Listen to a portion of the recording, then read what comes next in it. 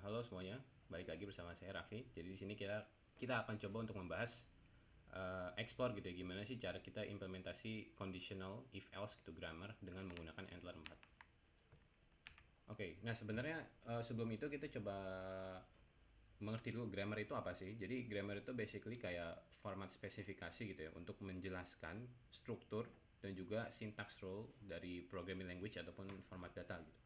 Jadi bisa dibilang itu kayak blueprint untuk nge-parse kayak combination of keywordsnya apa, simbolsnya apa gitu, dan expression seperti apa sih yang bisa diterima oleh grammar tersebut gitu. Jadi bahasa yang mau kita buat lah gitu.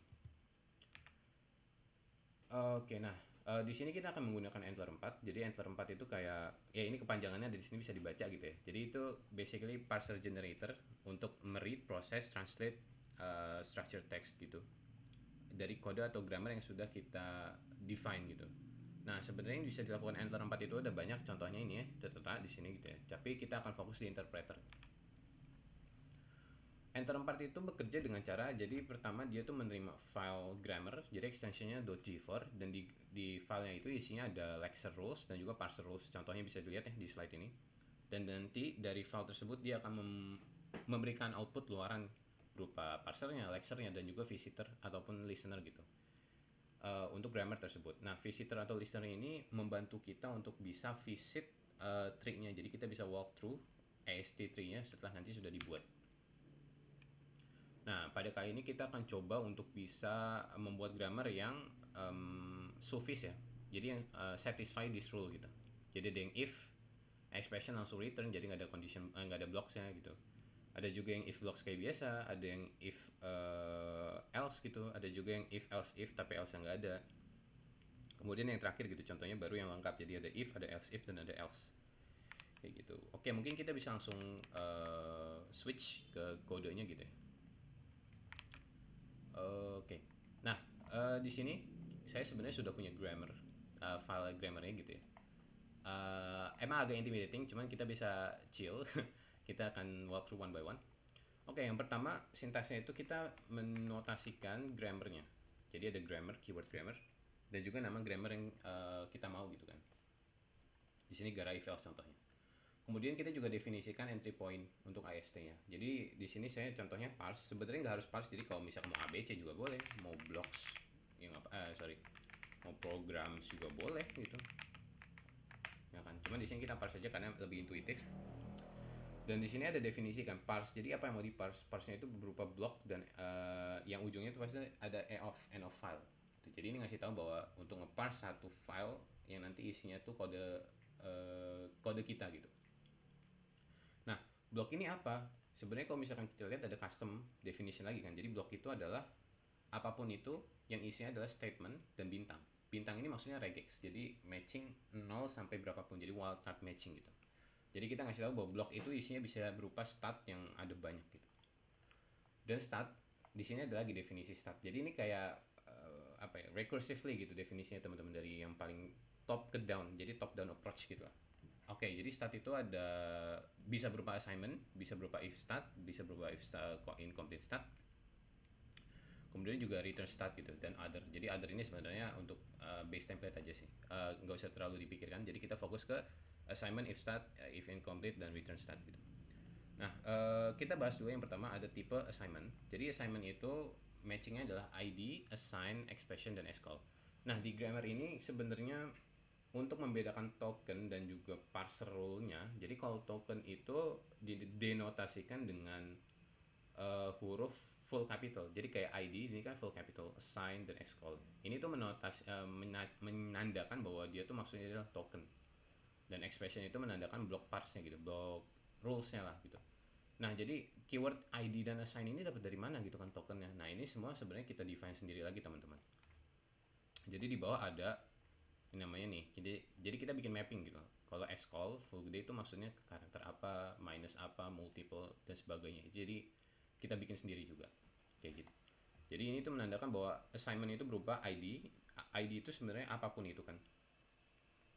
Mana ya? Ini nih. Jadi matching ID itu adalah alphanumeric yang depannya itu pasti huruf atau underscore dan di akhirnya baru boleh huruf underscore ataupun angka gitu. Balik lagi di sini kita pakai regex matching nih, ya kan ada bintang wildcard kayak gitu. Jadi ID assign ini contohnya gitu ya, misalkan is valid, assign itu sama dengan expressionnya adalah true dan xcall gitu kan. Contohnya kayak gitu. Nah, terus di sini ada if start dan if incomplete start. Kenapa kita dipisah? Jadi sebenarnya if incomplete start itu adalah blok untuk support yang tadi if-nya itu hanging, jadi langsung return tanpa ada blocks. Kenapa dipisah? Karena biar lebih readable gitu ya. Dan juga kita mau make sure ini tuh nggak ada side effect ke if startnya gitu. Kalau kita pisah gini jauh lebih gampang. Terus juga for future reference gitu ya, kalau misalkan devs-nya mau matiin atau mau extend itu lebih mudah. Jadi kita bisa langsung edit di sini tanpa khawatir nanti ada ya itu tadi side effect ke if start yang ini gitu. Sekarang kita bahas dulu if incomplete start. Jadi di sini matchingnya adalah token if, opar itu open parenthesis, terus expression close parenthesis. Nah, di sini baru ada kurung kan, dan juga ada pipe gitu. Jadi ini maksudnya ngasih tahu bahwa setelah si par ini pasti harus ada assignment atau return start, terserah yang manapun itu gitu. Kayak gitu. Dan assignment ya sebenarnya kan ini udah dibahas ya. Dan return start itu apa? Return start well ini. Jadi cuman as simple as ada return, terus expression tanda tanya. Jadi expressionnya optional. Jadi kita bisa support ya udah return langsung gini. Jadi return none gitu. Simple as that. Kemudian untuk yang if start, di sini baru agak lebih sulit untuk ya matchingnya. Jadi if, token if, terus ada condition block. Nanti kita bahas condition block. Nah setelah itu ada grouping else if dan condition block pakai tanda bintang lagi. Ini artinya bisa matching 0 sampai berapapun itu. Dan di ujung baru kita nih match, ada else, group else gitu. Jadi di sini pakai tanda tanya itu artinya optional, boleh ada atau enggak. Tapi kalau ada harus satu gitu. Jadi ya else kan pasti cuma ada, else itu kan bisa nggak ada. Tapi kalau else ada dia cuma bisa satu kali kan. Jadi itu maksudnya regexnya. Oke, condition block itu apa? Condition block itu as simple as this. Jadi open parenthesis, ada expressionnya, ada close parenthesis, nanti diikuti oleh start block. Start block itu apa? Nah di sini open brace, ada block dan C brace. Nah kalau misalkan kita lihat C brace dan O brace ini adalah open brace ya, curly, jadi curly dan close gitu. Dan dia diisi di dalamnya ada block. Jadi ini bakal nge-refer lagi ke atas teman-teman nih. Nah ini jadi kayak apa ya? Going around gitu ya. Jadi kayak recursively bisa self mutating grammarnya nambah lagi. Ya self generating mungkin bisa dibilang kayak gitu ya. Jadi nanti isinya bisa statement apapun itu dan ini akan terus dilakukan. Nah, gimana cara grammar kita ends gitu ya? Gimana cara kita bisa mendefinisikan ending state atau stop state-nya dari grammar kita gitu kan? Karena kita kan pasti mau in the end kita mau finite apa ya bisa bilang finite state machine-nya bisa berhenti gitu ya, halting, nggak terus-terusan berjalan di parse apa namanya, di expand lagi gitu ya. Nah itu ada di expression, ada di atom. Nah expression ini sebenarnya block untuk mendefinisikan expression. Kalau misalkan kita lihat di sini expression ada banyak tipenya, ada yang ini kan ada atau ya. Jadi yang pertama dan di sini order of definition matters karena kita mau mendenotasikan precedence-nya kan, precedence power-nya. Jadi di order yang paling atas kita taruh expression yang ordernya tuh paling atau precedence-nya paling kecil atau paling tinggi lah gitu ordernya. Jadi di sini ada power tuh ya 2 pangkat 2 misalkan gitu ya. Dan di sini kita kasih tahu bahwa association right. Maksudnya apa? Association right itu pasti jadi akan mengevaluasi dari kanan dulu yang lebih di precedence yang lebih di prioritize. Jadi kayak contohnya 2 pangkat 2 tapi nanti dua eksponennya ini mau kita pangkatin 3 gitu. Jadi nanti yang akan dievaluasi ini dulu baru nanti the whole statementnya expressionnya kayak gitu. Jadi nggak akan 2 pangkat 2 dulu terus nanti hasilnya baru di pangkat 3, tapi 2 pangkat 3 dulu, hasil dari pangkat tersebut baru nanti dijadikan eksponen di 2 ini. Jadi 2 pangkat 8 contohnya kayak gitu association. Dan ini semuanya ya cukup self explanatory lah ya, teman-teman bisa ngerti sendiri. Ada minus, ada expressionnya, ada not, ada expressionnya. Terus kalau untuk yang operasi infix ya, jadi kayak apa namanya plus minus kali bagi, itu bisa lihat kita supply di OP. Jadi ada atribut OP terus kita supply ini sama dengan tokennya apa gitu ya kan. Dan di sini kalau misalkan dilihat modelnya, model notasinya kan kayak expert, terus operan gitu ya misalkan ya. Terus expert. Nanti expert yang di kiri maupun kanan ini bisa di-expand lagi, bisa berupa expert lagi. Misalkan contoh expert and expert jadi operan, expert dan seterusnya gitu. Ya dan seterusnya lah ya. Kayak gitu. Endingnya gimana ya? Endingnya ada di atom. Nih, this one. Atom itu apa? Jadi atom tuh kayak ngasih tahu value terakhir, value atomik lah yang udah nggak bisa di-expand lagi sebenarnya gitu. Jadi opar expert sifat ini sebenarnya untuk edge cases saja. Karena mungkin masih mau terus lanjut gitu ya, contohnya. Oh my god, ini kenapa? Oh ya, voilà. Terus ada int atau float ngasih tahu bahwa bisa aja ini berupa 1 atau 1.0 gitu ya, nilai value fix gitu, hard value, sorry. Terus ada juga true atau false. Ini matching ke keyword. Jangan lupa ya kalau misalkan capital ini maksudnya token gitu. Terus ada ID, ada string, ada nil. Oh, sorry. Ya, well ya, basically ini sih grammarnya. Jadi dengan grammar ini pun kita udah bisa bikin grammar yang suffix gitu sebenarnya. Oke, sekarang kita coba build Gradle. Jadi setelah itu kita harus build dulu sebenarnya. Gradle build. Oke, harusnya makan 20 second sampai 25 second sih. Oke, udah cepet. Mungkin ke cache ya. Nah, tadi ini kan sebenarnya kita baru ngurusin masalah grammar generation ya. Jadi kayak bikin lexer dan parsernya. Nah, cuman kita perlu lagi, maksudnya outputnya itu kan baru parser dan lexer gitu. Kita harus bisa implementasi sendiri kalau misalkan kita mau coba untuk nge-evaluating kodenya dan sebagainya gitu ya. Jadi use case-nya akan tergantung. Kalau misalkan cuman mau bikin grammar ya udah sebenarnya ini sudah selesai gitu.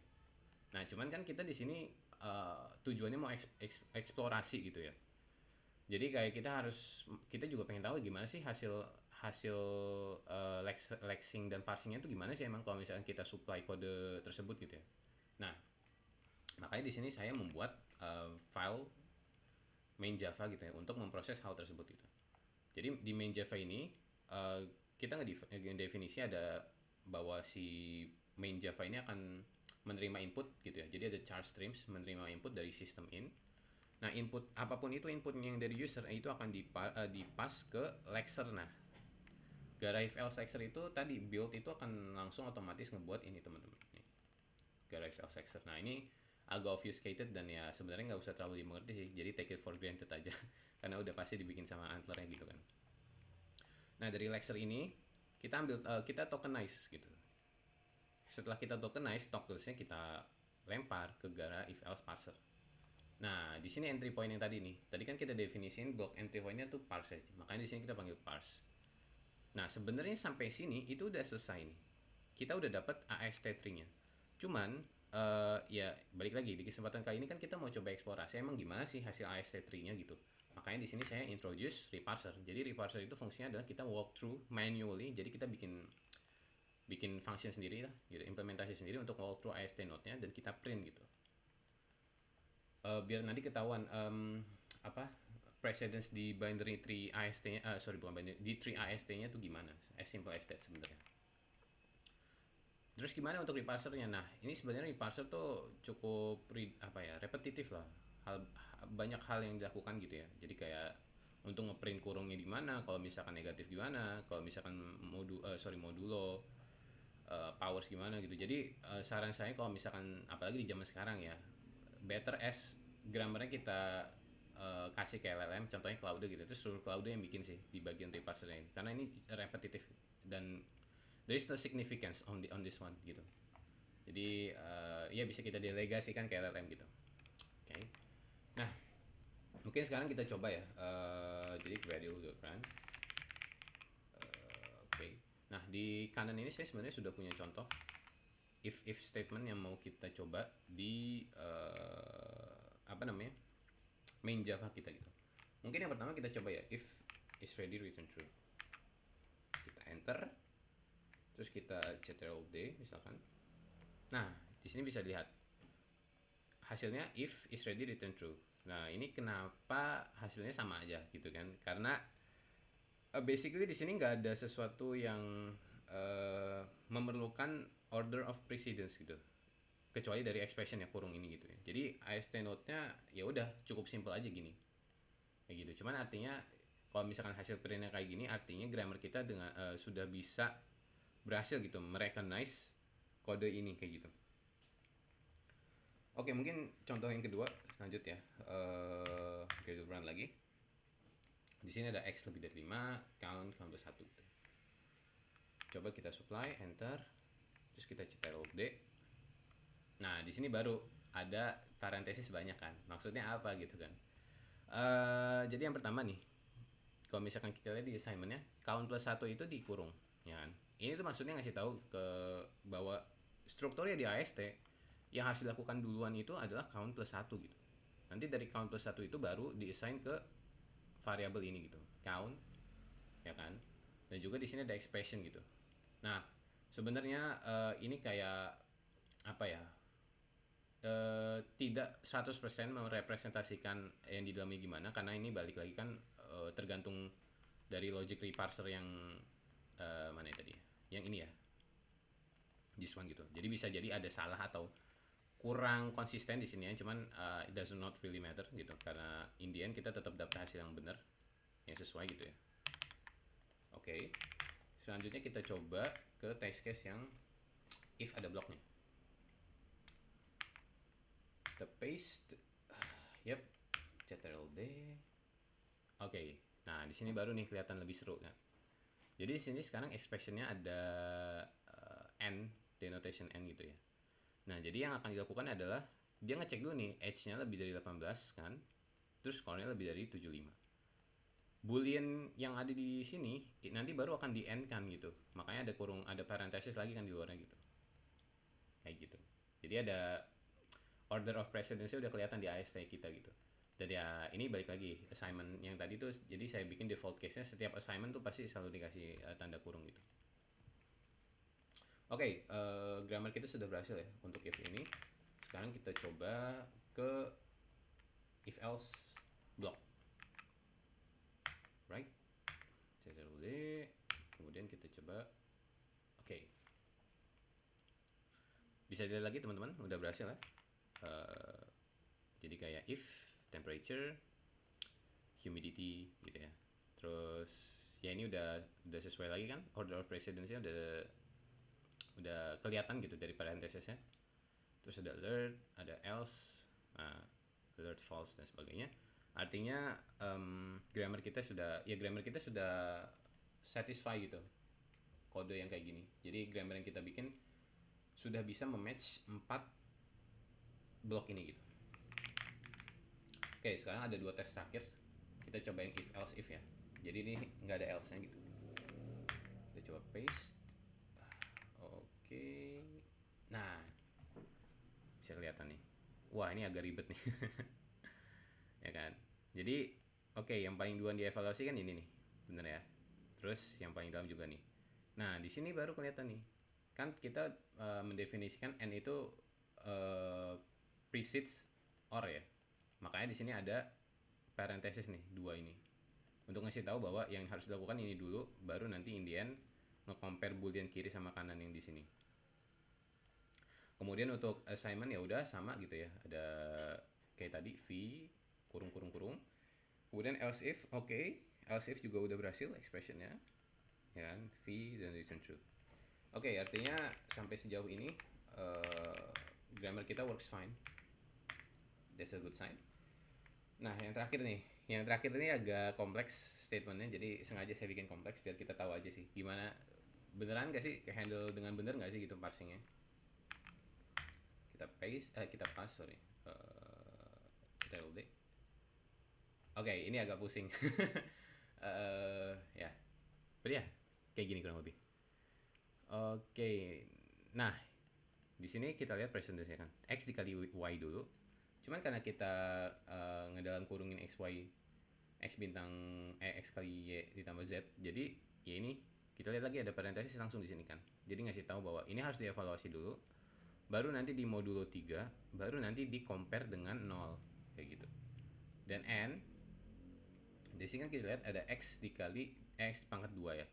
Nah, kenapa ini tanda caret gitu ya? Ini sebenarnya implementasi dari parser aja. Saya sengaja ubah bintang 2 ini ke caret gitu ya. Buat mendenotasikan pangkat. Ini bukan XOR ya. Kita belum support XOR di grammar kita, cuman jadi ini pangkat aja gitu. Kayak gitu. Jadi ini X dipangkatin 2 dulu, terus baru di compare apakah dia lebih dari threshold atau enggak. Terus resultnya kayak gini. Result adalah X pangkat 2 ditambah Y pangkat 2. Jadi power dulu, kiri dan kanan, operan kiri kanan baru ditambah. Ya, kemudian ya selanjutnya ke bawah juga sama lah ya. Gitu bisa dibaca sendiri. Expressionnya sudah terevaluasi, ada parenthesis dengan benar gitu, dan else if dan else-nya pun juga sudah terrecognize gitu. Jadi based on this, kita bisa simpulkan bahwa grammar yang tadi kita bikin ini sebenarnya sudah berhasil. Jadi exploratory kita berhasil, gitu ya. Sudah bisa memparse if else yang cukup kompleks kayak gitu. Oke, ya. I think that's all for today. Kalau misalkan ada yang mau ditanya, jangan sungkan untuk kontak saya via social media, Discord, email, whatever that is.